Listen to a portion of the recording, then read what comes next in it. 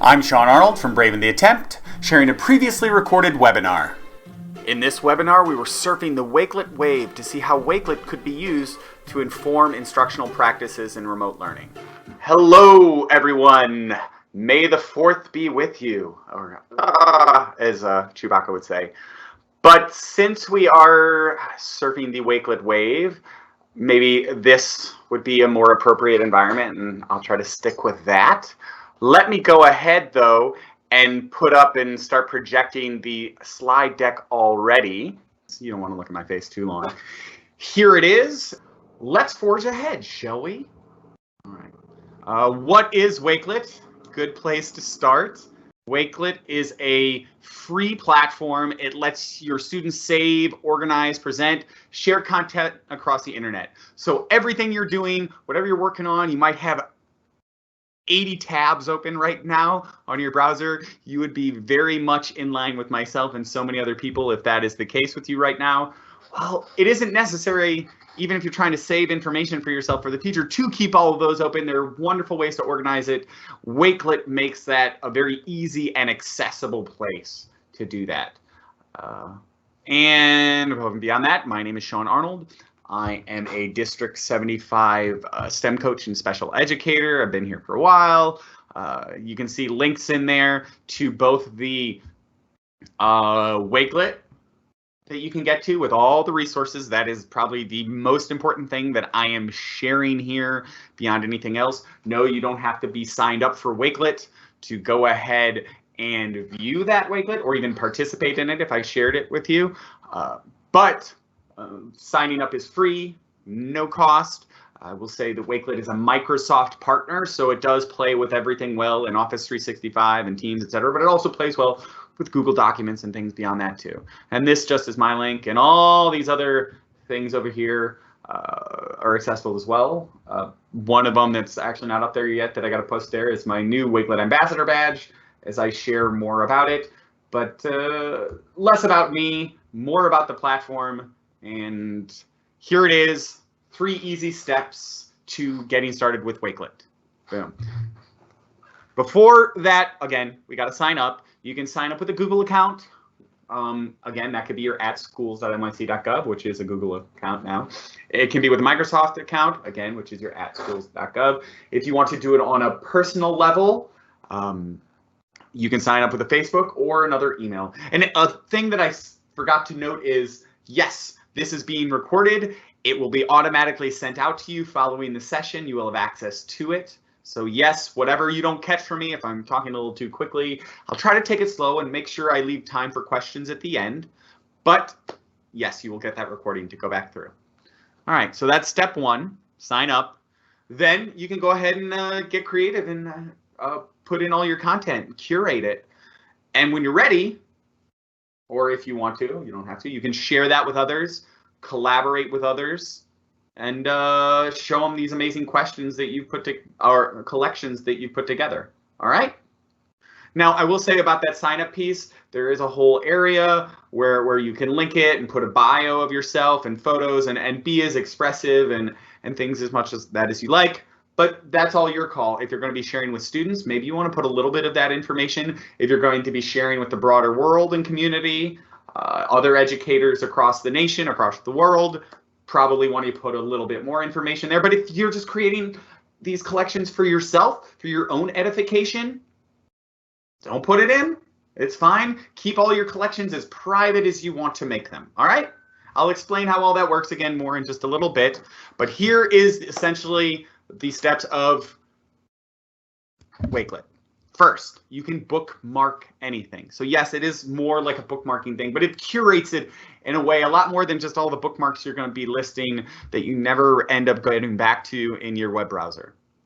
And yes, you can bookmark YouTube videos that are directly viewable inside of the links, tweets that you can directly see, Flipgrid videos, Teams messages and situations, things from your OneDrive, things from your Google Drive, websites, and more and more and more. Make it really pretty. And you can also add in your own text and information and messages and have that hyperlinked as well. So it can be a real lovely curated space for your informational purposes. Beyond that, you can organize it, like I said, and make it look amazing. Make it look like, if you're sharing it with your students, something that's engaging, something that is meaningful for them, but even more so, something that makes sense and is easily organized and is accessible, including for students with reading and comprehension challenges and other disabilities, because since it is a Microsoft partner, Immersive Reader is built right in. I'll get more into what that means too in just a little bit. Then, if you want to, you can collaborate on these. These can be collective resources that you share within OneNote, within Google Classroom, using Remind to share it out with students and parents in multiple languages. Tweet it out if that's your thing, if that's your jam. So working together to create it, or sharing it out to students and other educators as well. All right.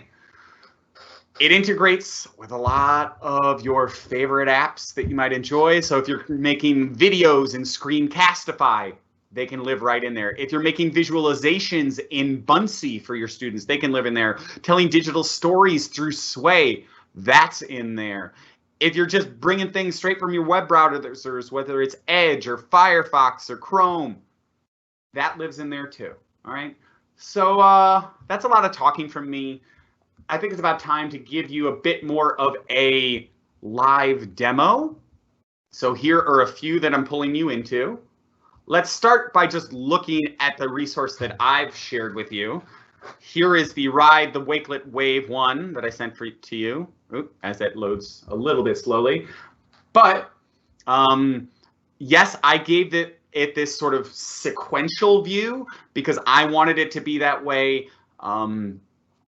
Because we're going through things in order in this session, and it just made sense. So here is, if you want to get on that attendance log or check out all the other sessions and recordings that are going to be posted and shared. If you want to learn a little bit more about me and, look, I'm Wakelet Ambassadorness, dig into 21st Century Classroom. But now we're up to this place, a Wakelet overview. And I put this whole ebook in there that goes through all of this for you that you can use in your own time. I posted videos directly in here, how to create a Wakelet collection that'll play for you. Again, we don't need to listen to that because you've got me right here live. We've also got all these other even further collections linked. So one of the collections that linked is how you can install the app and browser extensions. I'll get to that in just a little bit in the apps, and then a whole bunch of examples. So you can see sort of what one of these looks like. Here's another one set up much more simply because this is just a personal collection for me of resources that I've been using for remote learning and sharing out with people. If I go to wakelet.com, now I'm already logged in, but if I weren't, it would prompt me to sign up for an account. So let's go ahead and see if it's a user, a first-time user, what that looks like for them. Let me share that screen for you. And there it is. And push that out. All right, so you can see sign up, it's free. Simply head on in with some account that you've set up. I'm going to use a generic student account that I have. All right.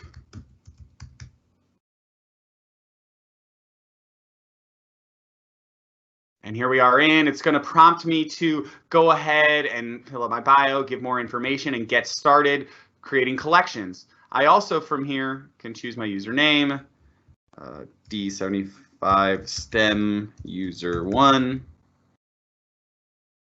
See what kind of things I'm interested in. So it can link me to possible things I might want to store in there. What else? Let's choose also, let's say that this student likes music and education and science.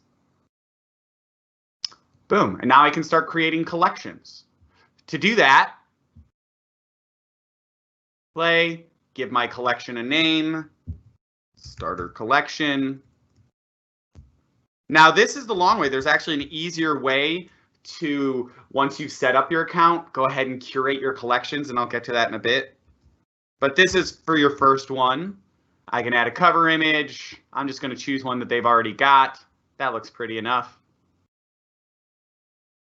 Let's switch that over to just a half cover image. If I wanted to give it a description. All right, now let's add some content. Now when I push this, you see all these different options that are available to here for me.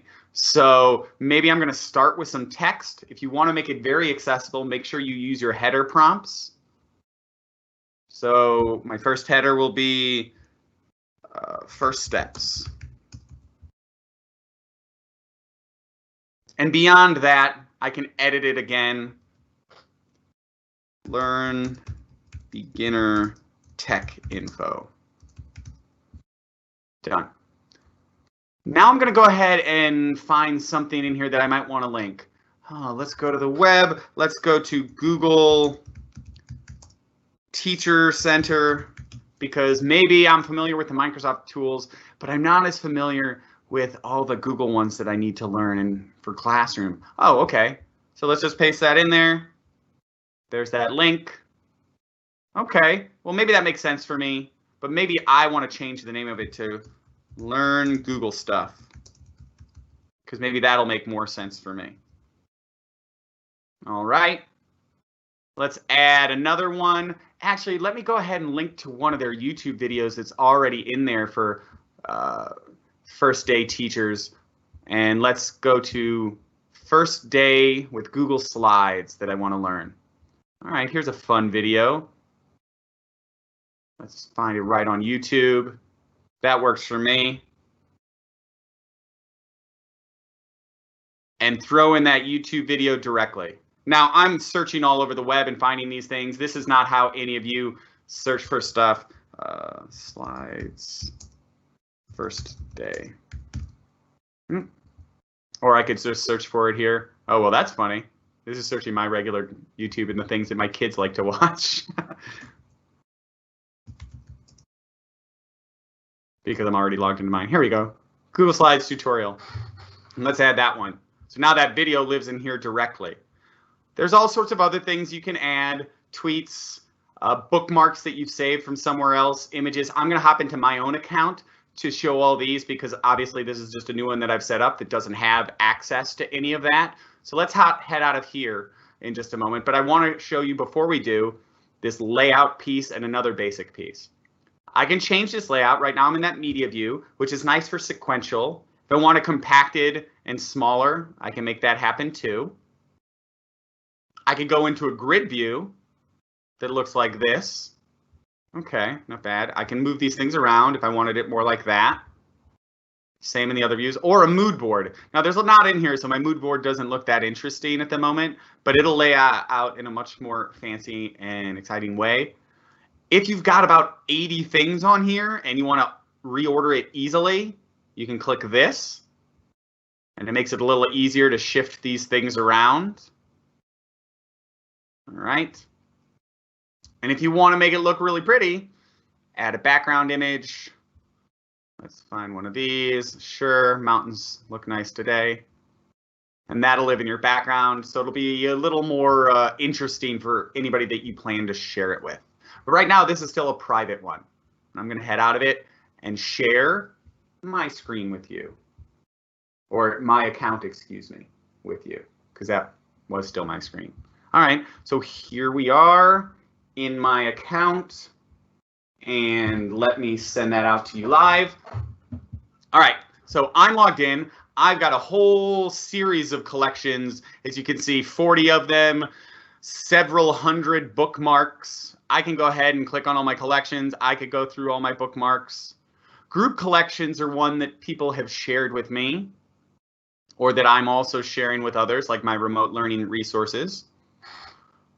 Again, these are just bookmarks of ones from other people that I've gone and saved. And there's even a whole follower section. So if you want to link yourself to other people's accounts, so I am following a few Flipgrid folks, a few Microsoft folks, the Wakelet folks. So that way anything interesting they post, I can go ahead and find out about it and add that to my collections. Similarly, this is where I go to create that new collection, as you saw. I showed you how you can add those different bookmarks. I showed you how you could create a collection. I'll show you now how you can create group collections and organize them a bit more and curate it. So let's head on over to one that I've started doing in this remote learning resources. There's not a lot. It's mostly documents and websites. Fine. Let's go ahead and back and edit this collection.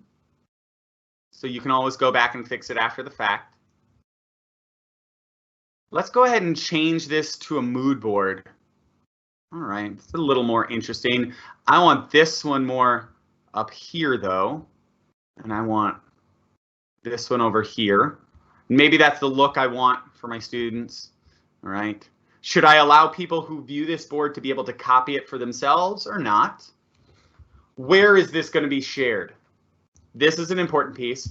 Can other people search for this? Do you want this to be a widely available resources for educators on the Wakelet platform? Do you want to be able to share it with others? This is unlisted, but it not to be widely shared. You're just sharing it with the people you choose to, that you give the link to. Or is it wholly private? Is this just for me? I have several collections that are solely for me, ideas that I'm curating for blog posts, ideas that I'm curating for things that I'm working on, for professional development opportunities. That's fine. Do it, whatever is your need. Whenever you're finished with all this, making it as pretty as you want to make it, go ahead and hit done. Since this one is public, it does give me these certain other options. Let's go to share first. So share, it gives me several ways to share it. As you see, I can share this directly to Google Classroom. I can share it to Teams, Remind, all these other places. I also get these QR codes that I can make really huge on the screen, but we're doing it remotely right now, so those aren't going to be as meaningful for you at the moment. But if you're in a classroom and your kids are all holding up their iPads, that might be worthwhile. Or I could just copy paste this link and send it in whatever manner I want. Now, sharing only lets people view that grid, and if I had copying enabled, they'd be able to copy it themselves and edit it as they want. That doesn't let them mess with my grid. If you want somebody to work with you on your grid, that is this contributors area. Okay, let me zoom into that a bit. So contributors here, and there's several ways to do it, is what is going to allow people to go ahead and help me curate that list. Maybe they have resources I didn't think of for remote learning. This would be a great place for the whole STEM team to go ahead and collaborate and put in all these remote learning resources in a way that's visually compelling, easily organized, and also where we can view this stuff live and we're not clinking and going back and forth between certain areas. We don't have to have those 15 tabs open to remember and save for ourselves. So yes, I can just copy this link, share it out with them, but there is a copy code as well. So let me go ahead, and if you go to the Wakelet site, and let me go here to where they are, and head into Surf School and search. Now you'll see on here, I have these other options, including putting in a code and public profile, or on the blank Wakelet site, which I'm going to show you now, even if you do not have an account, and let me go ahead and stop sharing this and show it here.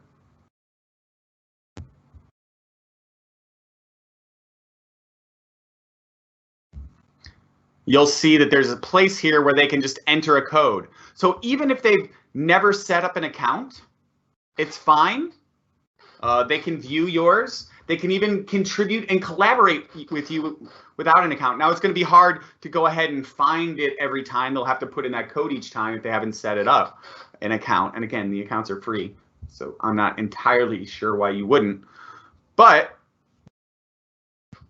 anybody who has yet to set it up, if you want to start collaborating easily, it can happen. They can go in there, they can put in that code. So I'll go ahead and do that code that I created for my previous one, which was this remote learning resources. Let's copy that and paste it over here. And this is somebody with no account who suddenly sees and is able to collaborate with me. Do they want to add their name? New friend.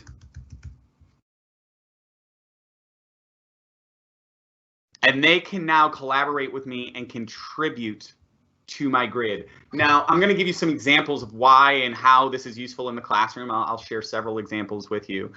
But This is great because now this person can go in and edit the collection and add their own remote learning resources. So maybe this person knows that, and I'm going to go ahead and add one here, and it's going to be a URL from the innovative educator who shared a bunch of accessible uses. If you're not familiar with who that is, Lisa Nielsen, who works in the DOE here, shares a whole bunch of information that's worthwhile on using digital learning practices. There we go. And now that one is suddenly added to my resources section so that I have access to what this person is aware of too. And again, they can move things around, they can shift it. There we go. Maybe it'll live right there. So when I go back to my version, and I'll stop sharing this one and head back to my original page. Oops.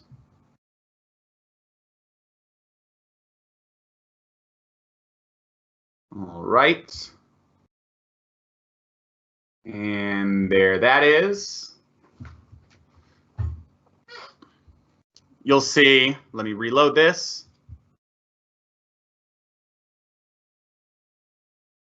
I will see the new share that the other person put in here, and we've collaborated together, and we have a collective group of resources instead of only the stuff that I could come up with. What's really nice about this is anything that I'm finding while I'm scanning Facebook or the NYC Schools Tech Group or just browsing the web looking for ideas, I can curate in a place to easily go back to and find those things and make them, remind myself, make it available in an easily organized area that my bookmarks and all that stuff were just really a mess. All the information and all the tabs that I had broadly open just created some headache and hassle for me most of the time. So those are most of the basic features for a Wakelet grid. There are a couple others. So if you're in the Pear Deck, you'll note some that I just pulled up. Let me share those also on my screen. Those collaboration features that I put with you, there's tutorials on those. There's also a copy collection feature, which I didn't demo, but let me go to the Wakelet page. So here I'm going to go to a showcase, which has a lot of fun stuff that they're showcasing from certain educators that they're recommending that are super awesome. So I did a session or a week or two ago on HyperDocs. But if you want to learn about HyperDocs and have all those resources, this is one's by Sean Fahey, who's an awesome Flipgrid educator. You can click on that and see what their resources are. Now, not all of these will have copy available, but his does. So if I wanted to copy this, I can, and I'm going to, or if I just want to save this to my collection as a bookmark itself to have it live inside another collection that I've created, I could do that too. Let's go ahead and copy it though, all about HyperDocs, and we're going to make this Sean's version because I'm going to add a bunch of my own resources to it. So now I've copied that, and if I head back over to my Open Wakelet, and what was the name of that? All about HyperDocs. Good. It starts with A. It should be near the top. I will find that one, boom, here, that collection that I can now add to. So that's how that copy feature functions of ones that you've used with other educators. There's also Immersive Reader and embedding a collection, which I'm going to show you in just a moment. All right. So let's go back to this remote learning resources collection. Step one, I only showed you one way to add those or two ways through the link in the code. You can also directly email someone from here. So if I decided I wanted Susan, or let's actually type it because this is linked to a different account, my DOE one, so it doesn't remember her email. I can now add her and she can contribute any of those, and I can see who else is a contributor to this, and I can manage them. But beyond that, there are these three dots. And I can see, yes, I can export this as a PDF, and yes, those links will live live. It's not as nice as the Wakelet because obviously it doesn't have videos embedded in a PDF. I can notify people on Twitter and help people tweet it out. So if this wants to be a worldwide collection of educators, or if your school is curating their resources on their web page, this is the link you're going to want, where you can embed it in whatever manner or capacity you want. Let's switch it over to one like that. Do I want it light? Do I want it dark? You decide. Do I want it to be a fixed size, etc. And once you have that worked out, you just copy this embed code there onto your school website, whether it's in Wix or if it's a Google Sites, etc. It'll work across all of those, but you can embed that list of resources there. But what about for my viewers of it? Well, this is what my site would look like for me, but let's see what it might look like for our regular viewer. Let's copy this, open it up in a new tab.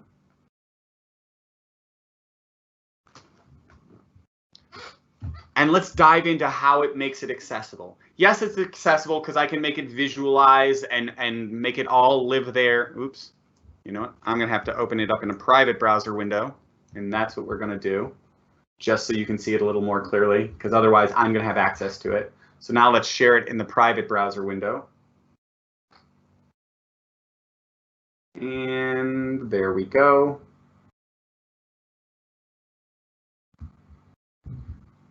All right, so here it is for my student with the view that I've given. This isn't my favorite view, and I'll tell you why. Because it's not always the most accessible view. Yes, a student can click on some of these resources and link to it, right? But let's give this student another link, and let's say I'm linking them to the Wakelet Wave presentation, which I have laid out, excuse me, in that list format. And I also have a lot of text embedded in it. But what if my student can't read that text? Well, here's how Immersive Reader works. If you haven't seen that in other sessions, if you're not as familiar. Here we go. Oh, nice. Okay. Not wholly visible. Good. This is the button that's important. This one that looks like a little book, and I'm going to zoom in so we can all see that a little more clearly. That looks like a little book with speaker next to it. And what that allows to happen, and I'm going to take my headphones out while we watch this, click on that, and it suddenly takes all that text and brings it into Immersive Reader. So yes, it's bigger, it's easier to see. This contains resources and information. It'll read it for me, and it has all the other abilities of Immersive Reader about text size. Hey, let's use a font that's easier to read for people with dyslexia. Let's change the colors. Let's break it down by syllables. Parts of speech we can break it down by. If that's a need, if that helps. Oh, okay. Here's one. Let me focus on a particular line. Or I have picture dictionary. Let's see which of these kinds of words might actually live inside a picture dictionary. Information. So I see picture symbols for that. Information. And it'll read it to me. Or if I'm a multilingual learner and it helps me to also see this in Portuguese, let's change the whole document over. All right. What did this teacher try to tell me? Isso contém recursos e informações pertinentes à sua experiência de desenvolvimento profissional cobrindo. If you don't speak Portuguese, well, I guess we can just go back to the original. Information pertinent to your professional. Okay. There we go. And to get back, you just hit that arrow at the top. Like I said, to get to all of those, it's just these little book-looking buttons that are next to it. Now, that doesn't automatically make all your links live there, but there is a read mode in some of these that will take it into Immersive Reader. So it's taking that information about the D75 STEM site, basics there, and putting it in Immersive Reader. Now, this isn't information I typed. This is just information that automatically appears when you link that. For example, obviously, this was typed in a tweet. It doesn't have that kind, so it doesn't work for everything, but it does work for web pages in read mode, okay? And I can continue to scroll through here, see what else is available in this list. Oh, a PDF. I can open up a whole PDF. Oh, all right, that's good. So this is one that I've also shared with you, this entire educator's guide to Wakelet. And each of the hyperlinks inside of it still works. What is Wakelet, et cetera, et cetera. You can go ahead and dive through that in your own time, or if you want to see how to create a collection in Wakelet, that video lives there too. And I can skip between videos. I'm Tejas. Today, I'm going to... So let's go to the next video. Oh, okay, installations, the next section. Let's go. All right, here's one. Okay, teacher examples. Okay, so this is taking me between all the sections on this. And again, it would have been a while before I got down to another video at the bottom. But if it was a whole series of student videos, it would just take you one to one, and you'd be able to watch them all. That's what's awesome about the accessibility features of Immersive Reader being built directly into it. So wherever your students stand, they can have access to these documents. They don't have to be a reader. They don't have to be verbal, okay? They still can access all of these features in it through the video that you'll be putting in there. If there is any text that you've added, you can go ahead and put it in there. And as I showed you on those ones before, and let's go ahead and curate this collection a little bit. If you go ahead and add that text, just make sure you use headers so that even screen readers for our visually impaired students can go ahead and track through it very quickly. So if you want to make sure it's very accessible in these text sections, go ahead and add those headers where it's needed, and feel free to embed any sort of hyperlinks to D75. I can go ahead and hyperlink that to the D75 STEM site. And that will live there. But I also want to have this part, remote learning, if I spelled it correctly, and have that be my main header at the top. Great. So that'll be able to be gotten through easily for a screen reader for a visually impaired person. So that's how we can make it accessible. That's how we can get into those slightly more advanced functions for our students. Let's start with a little paddling out, though, as I walk you through some of this basic stuff. So how can teachers use Wakelet? Well, a lot of ways. Like I said, it increases engagement. It makes it easily accessible for students using Immersive Reader, but it also curates it in a way that might be more organized and understandable, especially in the nature of remote learning. Here's a whole list of them, but rather than just show you a list like that, let's go, and I've linked to a whole bunch of them here, teacher examples. Let me close out all these other actually, no, let's not. So inside this collection, it's actually taking me to other collections. So I can link to other Wakelet collections in my singular Wakelet collection. Sort of meta, but you can see that this one is linking to an example of just a place for you to collect and curate resources. I think that makes sense for you. I think you get it. Let me close out these other ones here. Let's close out that one. Let's close out that one too. All right. So here is a teacher friend of mine, Jen Saarinen, a math teacher in Rhode Island schools, but she's just curating a whole bunch of math resources and things that she's going to be using with her students. All right, just a collection. This one's for her. She might share parts of them out with her students, but that's more for her. We can do it for lesson planning, for teacher PD, or for an educator portfolio as well. So let's look through a few of those examples also. So this is, oops, those are both the exact same thing. Where's that educational portfolio and teacher PD? There we go. That's the one I wanted. All right. So an example lesson plan like this one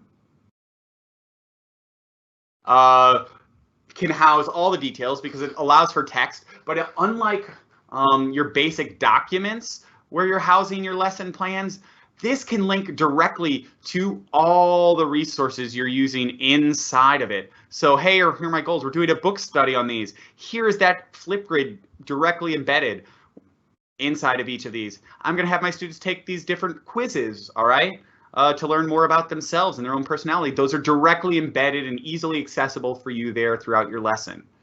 If you're going into Teacher PD, and I've linked a whole bunch at the end, this is a cool place where you can curate all the different places online that are providing free PD right now. So I would throw in the tech equipment ones. I would throw links to that Google Teacher Center, to Apple. Hey, let's take this Screencastify course here. Here's some more online workshops if I want to go hang out with Alice Keeler. See what's going on in there. So a place for you to curate your own professional growth. Or if you just want to document your sort of journey as an educator, you'll see this one that I've put together and some other teachers have as well, with some images of students. And this just links to a little bit about me and my background, some videos I put together, some materials I've shared with people, some of my own lesson plans as examples, some tweets, right? As well as some other Wakelet grids that I've created as resources for people. So here's a piece of my journey. So those are just a few of the ways you as an educator can use it for yourself. If you are a school-based coach or district-based coach, hey, let's just create some guides, some activity lists, some suggested practices about screen time, or, and I'm not going to go into this one because I'm going to show it a little more later, or a newsletter that you're pushing out. So yes, I pushed out our district newsletter through other means and methodologies, and this way is fine, but you can also very simply and easily make your newsletter a tiny bit of text here in your Wakelet collection, and then just put in all the links that you want to share with teachers. So here it is. Here is that sort of guide for teachers on how to use Google Hangout Meets that I would share with a whole bunch of resources for them to learn how to use it, some cheat sheets and guides. Here then is that collection on activity lists of things that they can be doing with students at home. So if you've ever seen tons of those of like, hey, here's some cool hands-on learning you can be doing with kids. Here we go.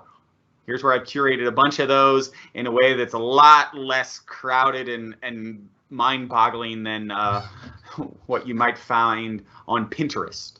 All right, but it's still almost as lovely and compelling as you would find there. All right, and then here's just a suggested practices one on how to manage remote screen time for students and teachers that from a teacher that shared it, as well as my list of resources and things for teachers as well. All right. So you can see here's what it's suggested for the different topic and subject areas to various other collections. So basically housed in each of these, here's a mouse skills collection and research collection, and all of these are curated here and shared within one larger collection. All right. Let's go ahead and look at though beyond coaches, beyond teachers. So if you're in that run, let's head on over to student surfers. And how can students use Wakelet? Feel free, if you're in the Pear Deck, to drag around that dot into any of the ones that you're interested in. And I'll try to spend a little bit more time on that particular one. But while we dive into it, let me scroll down. Student examples. Well, this is just a fun one I needed to throw in here. May the 4th be with you. But we can do choice boards for students. You can understand how it lives in that example. I want to show you a student portfolio that they created, a full-on assignment that you can put inside of there, or places where students can do their research or present something. I think you get those. I want to show this Genius Hour and some of these wildlife feeds. There's also fun ways where you can share digital escape rooms too. Let's head first to this fun one about Star Wars May the 4th be with you. And here it is.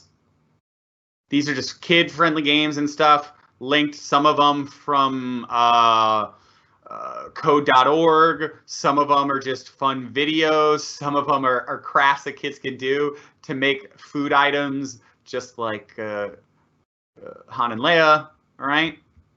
But a bunch of related activities. You, on your own, if you're not being as clever about Star Wars stuff today, might just want a general choice board for your students and give them lots of options for learning. Like you see, it can look anything like this, where all these options, free space, have them fill up the board, give them instructions on your expectations for them. But this is actually a choice board filled with choice boards, a little meta, but it gives you the options of how all of these can function for choice for students, and I'm empowering them to make their own learning decisions in this time of remote learning.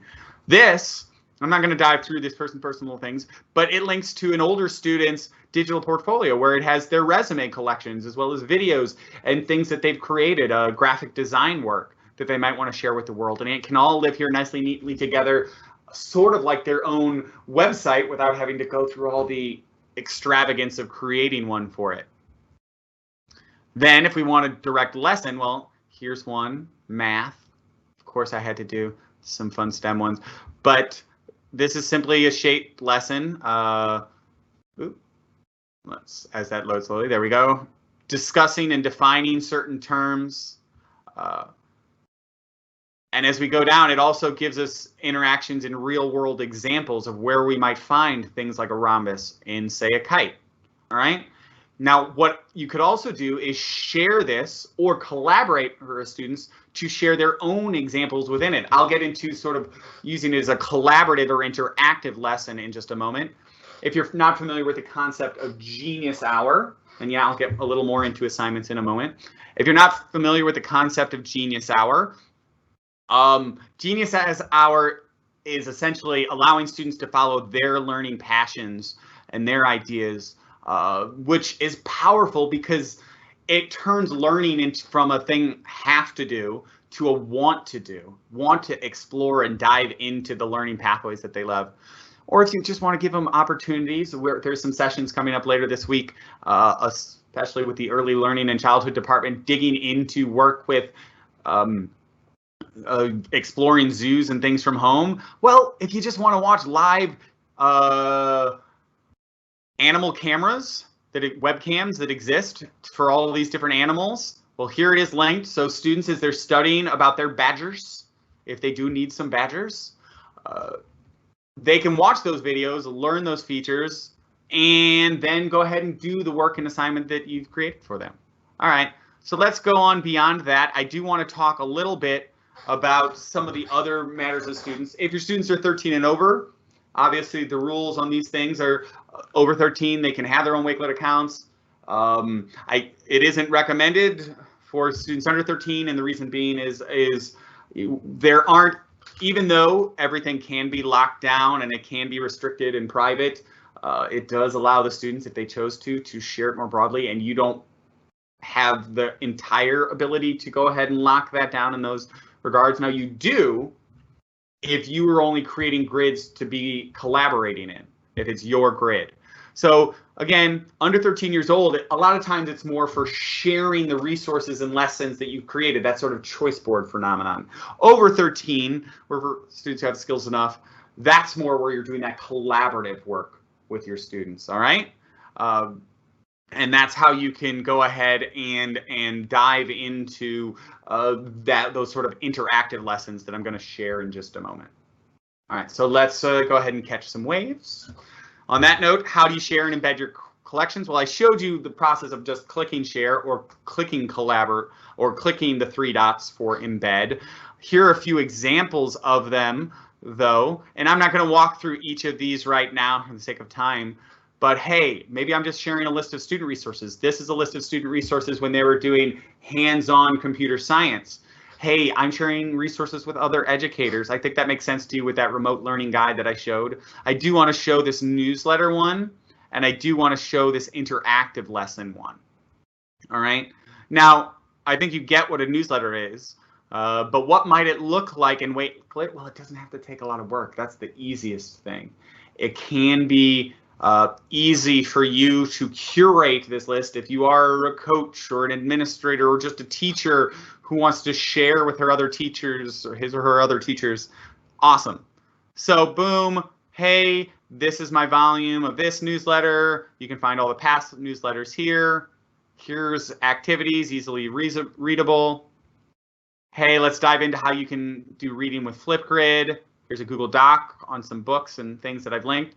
And here it is very easily, just all the different topics and information. It doesn't have to be very long, as you can see. Share your 4 or 5 favorite things in a lovely guide where they're automatically linked, living embedded in there. So if teachers want to get these book recommendations in that Google Doc, they can get there. If they want to go ahead and submit to the technology grants, they're right in there too. Cool. Separately, an interactive lesson, which is done through that collaborative skill, is this lesson, here we go, for me, is shared with students. So this is biology. These are for older students, obviously. Yes, you can do collaborative with younger students, but be mindful of that. Okay, I have a video giving them information. Well, they can go ahead and type in here and fill these in. I can share this out individually with students or with the whole or as collaborators. Again, more videos to help them out. I link to an actual activity, which is this protein synthesis race, which is a game that they're going to go ahead and play. And then all the other ways. So the lesson is broke down into different sections of them doing modeling, of extensions where they can go ahead and take it into a further activity if they're available, printing and things at home. But it's all fully interactive for the students. I simply add them as contributors, or I can copy several ones and make it, and then manage them from there when I go ahead and add all those students. All right? Again, usually it's meant to be a collaborative interactive assignment among many students. If you want to assign them to multiple ones, simply go ahead and make copies of your collections and then share each individual copy. All right, on that point, let's go to some pro surfing. All right, and that is that whole collaboration piece. Like I said, interactive ones, yes, can be shared and students can make their own copies and fill it out. This one, though, as I scroll down more on here, is a place where students can submit theirs. We can have a class research. So instead of making students do their own individual research, we can collaborate on the research together. We can have a class discussion, and I'm going to open that one up that I want to show as an example, or have a collaboration with other educators as a professional learning network. This class discussion one, you'll see, is using all Bunseys, and perhaps if it's interesting to you, I'll do a whole session on Bunsey in the coming weeks, which is a visualization platform where teachers or students can visualize their thinking on a topic. So this one, after those prompts at the top, has students who shared these visualizations of their texts and topics of the books that they enjoy. So here's a story that was read. This one's 5 pages on their Bunsey, and I can link through there and directly scroll through their Bunseys live inside of this grid without having to go somewhere else, without having to go and click on all these links and open them up individually.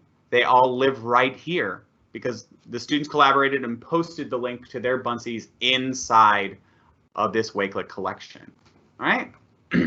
All right, so like I said, there are a lot of ways we can utilize this tool. You can take it to those next levels. Don't feel like you have to start there. I honestly would highly suggest that you just start with creating your own collections, curating them of resources for you, all right? Just curate those, build a collection of ideas that you'll be using for your lessons, use them to plan your lessons for now. If you feel up to it at some point, maybe you can add a student assignment or get real crafty with a newsletter, but don't feel it essential. But let's get into some auto surfing, all right, ways to make it easier. There are browser extensions. How do they work? Well, for all of these, and feel free to drag on the one that you're using the most so that I can focus on that.